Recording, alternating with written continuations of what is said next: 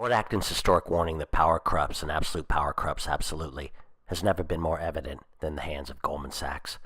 They have been implicated in insider trading, manipulating derivatives regulation, spinning, laddering, stock manipulation, data theft, market rigging, and software fraud with high-speed, algorithmic trading, to name a few. They're responsible for everything from the Mexican bond bailout to obscuring Greece's billions of dollars in debt in hidden derivatives, then betting heavily that the country would fail. Their tremendous fines paid throughout history pale in comparison to the billions and billions they have raped and pillaged from the middle and lower floors of society, and no matter the crime, they've always been able to buy their way out of admitted guilt. History often repeats itself, and on the eve of the 10-year anniversary of their longest and most sustained scam, the collapse of the subprime housing market, it is imperative to reflect on just how this ubiquitous crime was engineered. When Brooksley Born, head of the Commodities Future Trading Commission in 1994, warned that derivatives have gone from being a minor player on Wall Street to a major instrument into the trillions and was being traded in the dark in over-the-counter trades, opaque in any transparency or understandable risk, she urged Congress to regulate. Ex-Goldman head Ron Rubin, then Treasury Secretary, called in Larry Summers, Arthur Levitt, and Alan Greenspan to derail her, even after derivatives had brought down long-term capital management to the tune of 14 banks bailing them out at a couple $100 million apiece. The repeal of the Glass-Steagall Act by ex-Goldman head Ron Rubin while Treasury Secretary under Clinton is one of the key reasons for the meltdown. This act had been in place since the Depression to stop moral hazard, to stop businesses from becoming too big to fail, but it was repealed at the urging of Rubin, Goldman, and Goldman lobbyists so they could broker huge deals with the likes of Citibank that wanted to get into other areas like buying travelers insurance. They knew that the collapse of more of these funds or banks could be catastrophic, yet wanted their wild party of easy money to continue and stopped regulation. Citi and Goldman made millions underwriting, as did others in their big acquisitions, and Rubin, upon his exit as Treasury Secretary, got the payola position of Citibank board member and received more than $126 million. It opened the doors to the likes of ex-Drexel Burnham junk bond thieves like Joseph Gassano and his cronies to open up the financial products division of AIG, resulting in taxpayer bailout of $173 billion.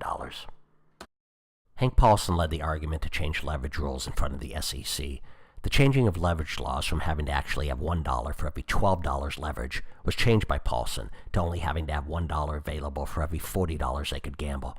All firms jumped their leverages to over 3 times what had been available in the past, along with trading trillions in over-the-counter hidden derivatives. Many consider the perfect storm of Glass-Steagall repeal, leverage changes, and the hidden derivative exposure to be the biggest reasons for the financial collapse. Paulson personally passed the leverage rule change that led to the crisis, then led the effort to solve it by giving $700 billion of taxpayer dollars to failed banks, including his former employer Goldman Sachs, for whom he received $600 million in severance when he headed to Washington, the final bailout number being $2 trillion. Paulson signed an ethics agreement as Treasury Secretary to not be involved with anything even peripherally connected to Goldman Sachs. When the financial crisis occurred, he conveniently gave himself an exemption and then lined the pockets of Goldman with billions of dollars, giving them not only 100% of their misguided collateral debt obligation bets, but also 100% of their credit default swaps, basically allowing them to double dip on their terrible investments. The others took 10 to 20 cents on the dollar. Paulson forced unlimited power of dispersing of funds, and no consequences would be allowed on his decision-making and no scrutiny or disclosure of where that money was given. He was quoted as saying, "Decisions by the Secretary pursuant to the authority of this Act are non-reviewable and committed to agency discretion may not be reviewed by any court of law or any administrative agency." Goldman Sachs and Goldman lobbyists were the key influence in getting regulators, who in the past were an outside group, to keep an objective view of what they were regulating to being shifted to being paid by the banks they were regulating. Banks like Goldman knew that if the paycheck of these regulators were coming from them, that they could manipulate them into giving AAA rating to risky and confusing derivatives like collateral debt obligations that deserved far lower ratings. They could use the power of the paycheck to give these false ratings on high-risk subprime and alt-A loans to fool investors. They securitized loans in order to make them seem less risky and hid them off balance sheets to pretend they didn't own them. Goldman packaged mortgages with 99.21% loan-to-value, meaning less than 1% in cash down payment. No equity, 58% of those loans were no documentation of employment, yet somehow 68% of the derivative package was given AAA rating. Goldman did what Goldman does when caught in fraud, paying the highest SEC settlement in financial history, over $550 million.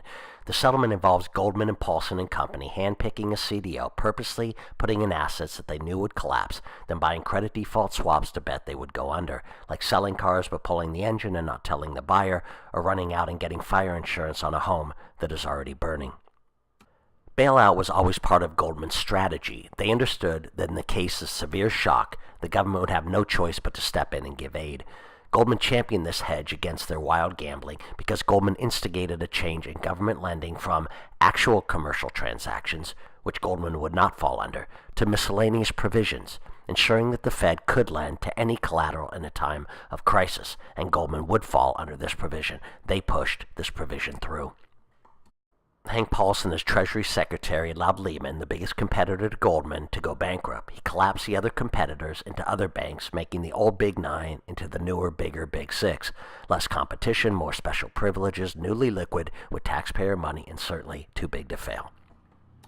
Paulson installed Goldman Sachs Vice Chairman Ed Liddy as AIG's CEO to protect his old firm's $20 billion derivatives exposure, then gave AIG $150 billion to keep them out of bankruptcy and to make sure AIG's derivative contracts were paid off, including Goldman's $13 billion.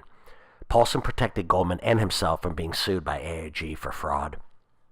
Goldman got money from Warren Buffett, $5 billion, because he knew Paulson would bail them out. They received TARP money from the government, $10 billion, got $13 billion government money from AIG for credit default swaps, received $11 billion from the Fed and $30 billion from FDIC, and became a commercial holding bank, even though they are almost entirely a hedge fund and do not invest much of anything in Main Street. The reason for this is so they could get cheap money, allowing them to go to the Fed window and get even more undisclosed money, up to $35 billion with no questions asked, for an interest rate of approximately 0.5. The massive amount of newly liquid money, over $70 billion, was then used to buy everything on the cheap in distressed asset pools. One scam led to the food bubble of 2008, in which Frederick Kaufman of Harper's Magazine accuses Goldman Sachs of profiting from the ensuing starvation. The overwhelming evidence, confirmed by almost all economists, is that the speculation caused the tremendous starvation that ensued. Goldman Sachs bought massive amounts of grain when there was not a poor harvest. In fact, 2008 was a record high harvest, but they cornered the market, hiding it, warehousing, and holding it in long options, and creating a false, artificial shortage that spiked prices around the world from $3 a bushel to $25 a bushel, and pushed up all commodities like rice to as high an increase as 320%. The result was worldwide hunger of 250 million people and at least 5 million starvation deaths, mostly women and children, mostly women and girls, due to males being more highly valued in subsistent living countries. If half the planet, over 3 billion people, live on less than $2 a day and their grain goes from $3 to $25 a bushel, the result is that a mother had a Sophie's choice and was forced to decide which of her children received a bowl of rice and survived and which ones did not and died. These massive speculative pump and dump scams that Goldman Sachs maliciously designs cost the average consumer 1/3 more on all the products being manipulated, not in a Ponzi scheme, but in this endless revolving shell game. Buy, hold, create an artificial shortage, raise prices, then dump, and all still technically legal due to a political system rigged by them, for them, by lining the pockets of corrupt and cowardly politicians, all too happy to be on the take for pennies and political patronage. Goldman Sachs' current manipulations include food, aluminum, copper, oil, and much more. A former Goldman employee summed up what goes on there with this quote a managing director once told him: "Don't you understand our business model? We sell time bombs and move them around from customer to customer. The trick is to make sure we're not the ones holding them when they go boom." In conclusion, Goldman Sachs and its cronies played the major role in creating the financial meltdown that has destroyed the portfolios of an entire generation. Their infiltrated placements in the Fed and the Treasury ensured deregulation, massive leveraging, excessive risk, created lax regulation, kept off-balance sheet accounting, indulged in in-depth risk-taking due to too big to fail, inflated the bubble, and profited from the bust. Rolling Stone's Matt Taibbi referred to Goldman Sachs as the great vampire squid wrapped around the face of humanity, relentlessly jamming its blood funnel into anything that smells like money. They didn't need to break the laws that their lobbyists had purchased. No need for conspiracy theories when the facts about conflict of interest and wanton sacrifice of integrity for blind ambition and betrayal of public interest Don't register with people who have immunity to shame. Finally, when it all goes bust, leaving millions of ordinary citizens broke and starving, they started all over again. The oligarchy of Goldman Sachs has found a way to offload all the risk onto the American people, defining who wins, who loses, and who pays. Organized greed always defeats disorganized democracy. Give them the old three-ring circus, stun them and stagger them. When you're in trouble, go into the dance. In the words of Goldman Sachs CEO Lloyd Blankfein, we're doing God's work. If he meant the Old Testament God, in which Richard Dawkins referred to God as the most unpleasant character in all fiction, jealous, petty, unjust, vindictive, infanticidal, genocidal, pestilential, megalomaniacal, and a capriciously malevolent bully, then yes, they're doing God's work.